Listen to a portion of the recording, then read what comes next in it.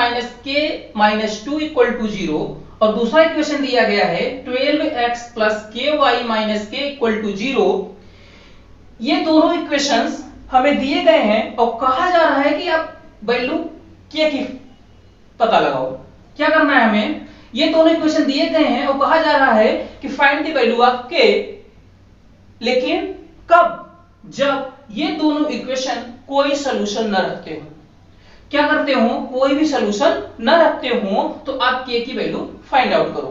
तो हम क्या करते हैं, तो कि जब दो लाइन कोई सॉल्यूशन न रखें इसके लिए कंडीशंस क्या है, और आखिर दो लाइन कोई सॉल्यूशन कब नहीं रखती हैं। तो हमने क्या सीखा है कि जब दो लाइन एक दूसरे के पैरेलल हो तो कोई सॉल्यूशन नहीं रखते। देखिए ये एक ऐसे पैरेलल लाइंस हैं, ये एक दूसरे को कभी कट नहीं करेंगे, इसका मतलब कोई सॉल्यूशन नहीं रखेंगी। और इसके लिए हमने कंडीशंस क्या लिखवाए थे, जब दो लाइन कोई सॉल्यूशन नहीं रखती तो उसके लिए कंडीशन हमने क्या लिखा था, a1/a2 equal to b1/b2 not equal to c1/c2। याद है, यही बात बोला था ना कि जब पैरेलल होते हैं तो बाकी दो चीजें तो इक्वल होती का रेशियो, बाकी दो चीजों के रेशियो क्या होते हैं, इक्वल होते हैं, लेकिन ये सी वाला टर्म होता है, कांस्टेंट वाला टर्म होता है, वो इक्वल नहीं होता है। तो अब हम क्या करें, अब इस कंडीशन के लिए हमें क्या करना पड़ेगा, सबसे पहले हम कंपेयर करें इसे जनरल इक्वेशन से दोनों इक्वेशन को, ताकि हम a1 a2 b1 b2 c1 c2 सारी वैल्यू पता करें।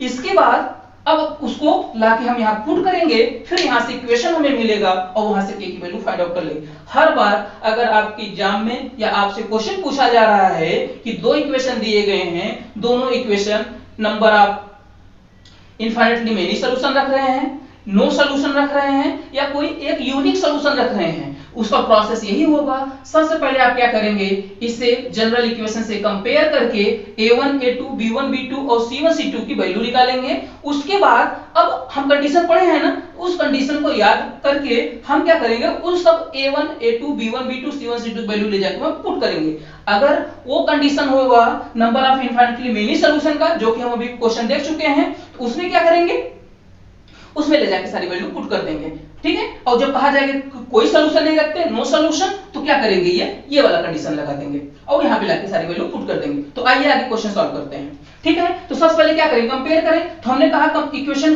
1 को कंपेयर करते हैं सबसे पहले, a1x plus b1y plus c1 equal to 0। इसका कंपेयर किससे करेंगे, इससे करेंगे। तो अब देखिए इसका क्या है, kx plus 3y minus k minus 2 equal to 0। ये इक्वेशन 3 है, ये इक्वेशन 1 है आपका। कंपेयर कर ले दोनों को। तो अब देखिए कंपेयर करने चले हैं तो a1 इक्वल टू कितना आ गया, k। अब बताइए a2 b1 इक्वल टू कितना आ गया, 3, और c1 इक्वल टू कितना आ गया, k यहां पे माइनस है तो माइनस पहले लिख लेते हैं, माइनस k माइनस 2।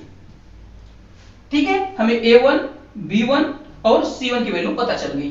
अब आइए इसे कंपेयर करते हैं। तो जनरल इक्वेशन दूसरा लिखें, तो दूसरा जनरल इक्वेशन क्या है, a2x plus b2y plus c2 equal to 0। Compare करिए इससे, तो क्या है यहाँ पे 12x plus ky minus k equal to 0। तो आइए कंपेयर करिए, तो देखिए क्या हो जाएगा, a2 इक्वल टू, भाई x का कोफिशिएंट a2 है, x का कोफिशिएंट 12 है, a2 इक्वल टू क्या हो जाएगा 12। ऐसे b2 इक्वल टू क्या हो जाएगा k, और c2 इक्वल टू क्या हो जाएगा माइनस k। कोई दिक्कत, यहां तक सारी चीजें सही हैं, ठीक है। अब क्या करें, हमें क्या a1 b1 c1 a2 b2 c2 सारी वैल्यू पता चल गई। अब आइए हम अपने कंडीशन में से पुट करके k की वैल्यू निकालें। किसकी वैल्यू निकालनी है हमें, k की। तो हम इसकी वैल्यू फाइंड आउट करते हैं, कोई दिक्कत, आइए रखते हैं। ये देखिए आपका कंडीशन किसके लिए है, नो सॉल्यूशन। जब दो लाइन कोई भी सॉल्यूशन ना रखे तो सिर्फ उसके लिए क्या कंडीशन था, a1/a2 equal to b1/b2 not equal to c1/c2। तो ये चीजें हो गई। अब लाइए हम a1 b1 a2 b2 और c1 c2 की वैल्यू यहाँ पे पुट करते हैं। तो आइए देखते हैं, तो a1 की वैल्यू कितनी है, देखिए k, हमने यहाँ k लिख दिया, अपॉन a2 कितना है, यहां से देखिए 12, ये देखिए 12 हो गया, इक्वल टू b1 कितना है 3, b2 कितना है k, ठीक है, नॉट इक्वल टू c1 कितना है माइनस k माइनस 2 और c2 कितना है माइनस k। कोई दिक्कत यहां तक, सारी वैल्यू पता चल, ठीक है। तो हमने मान लिया इन दो को लेकर सॉल्व कर लिया, तो ये दोनों सॉल्व करोगे तो क्या आएगा, इसका मल्टीप्लाई यहां हो जाएगा के स्क्वायर और इसका मल्टीप्लाई यहां हो जाएगा, कितना जाएगा 12 3 जा 36, 12 3 36। अब देखिए के स्क्वायर इधर इधर अंडर रूट हो जाएगा, तो के इक्वल टू क्या आ गया प्लस माइनस अंडर रूट 36 और के की वैल्यू कितनी आ गई प्लस माइनस 6। इसका मतलब कि के की वैल्यू प्लस माइनस 6 होनी चाहिए या हो, जिसके लिए यहां पर जो इक्वेशन दिए गए हैं दोनों एक दूसरे के पैरेलल होंगे या कोई सलूशन नहीं रखेंगे, ठीक है। अब आइए अब इसे भी लेके चेक कर लें, क्योंकि यहाँ पे देखिए इक्वल है, यहाँ पे नॉट इक्वल है, तो यहाँ देखते हैं क्या आता है। तो हमने इसे सॉल्व किया, इसे क्रॉस मल्टीप्लिकेशन करिए तो क्या हो जाएगा, तो ये हो गया माइनस 3k और यहां से मल्टीप्लाई करेंगे तो ये भी क्या हो जाएगा minus k into k minus 2। कोई दिक्कत यहां तक? अब आइए सॉल्व करते हैं, तो ये माइनस माइनस देखिए कैंसिल हो जाएगा और ये कितना आ गया 3k इक्वल टू यहां से मल्टीप्लाई होगा क्या आ जाएगा के स्क्वायर और यहां से माइनस माइनस कैंसिल हो चुका है, तो यहां साइन चेंज होना है नहीं, ये देखिए। अब क्या करें, के की वैल्यू निकालना, इसको इधर ट्रांसफर कर दिया तो क्या आ गया के स्क्वायर माइनस ये भी इधर जाएगा माइनस हो जाएगा, तो 2k माइनस 5 3k, ठीक है। अब देखिए अब इसके बाद क्या हो जाएगा,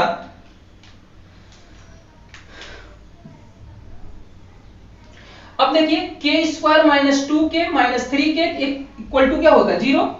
अब क्या हो गया के square minus 5k equal to 0, तो यहां से k कॉमन ले लीजिए, तो k माइनस 5 इक्वल टू 0। इसका मतलब k माइनस 5 इक्वल टू 0, तो k इक्वल टू कितना आ गया 5 और k इक्वल टू 0।